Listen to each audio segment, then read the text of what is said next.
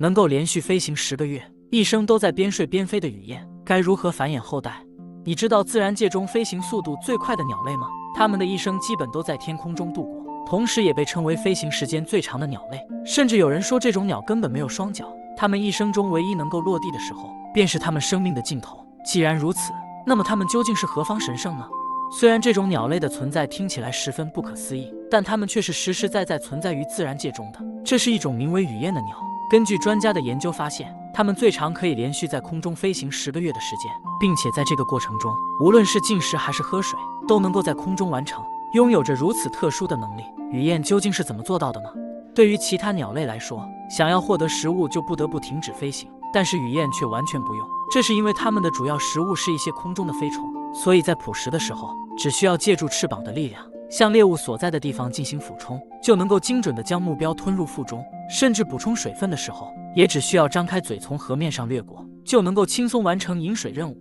排泄就更不用说了，自然界中的大部分鸟类都能够做到一边飞行一边排泄，雨燕也恰好如此。所以这样看来，雨燕的大部分行为就都能够在飞行的过程中达成，可以说是十分方便了。能够连续飞行10个月，一生都在边睡边飞的雨燕，该如何繁衍后代？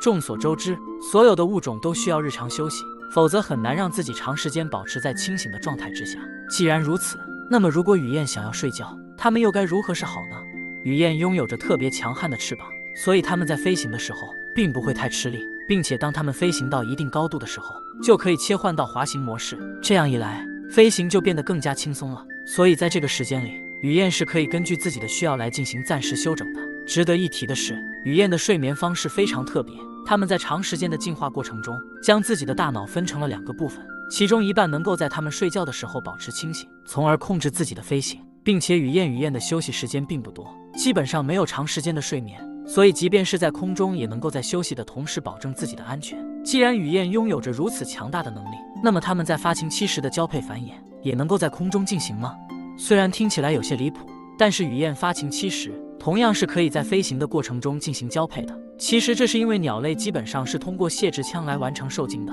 所以雌性与雄性只需要保持同频的飞行速度，就可以在几秒钟内完成受精行为。只要交配成功，它们就可以开始为孵化幼崽做准备了。能够连续飞行10个月，一生都在边睡边飞的雨燕，该如何繁衍后代？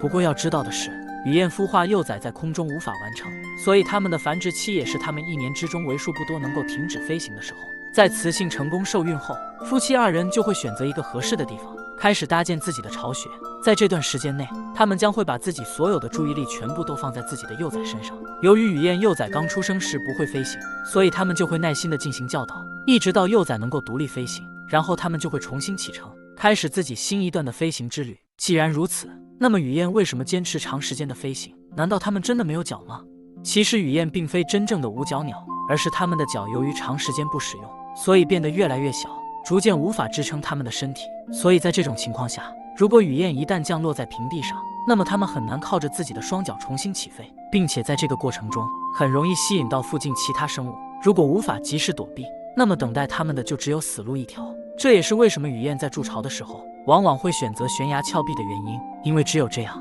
它们才有足够的高度依靠自己的翅膀重新起飞。不过如今雨燕的生存现状令人堪忧，如果不加以保护，那么它们很快就会有上一条不归路。因此雨燕的保护问题成为了现在的重中之重，希望能够随着人们的保护，让它们拥有安全的生存环境。本期视频到这里就结束了，对此你还有什么想说的吗？欢迎在评论区留言。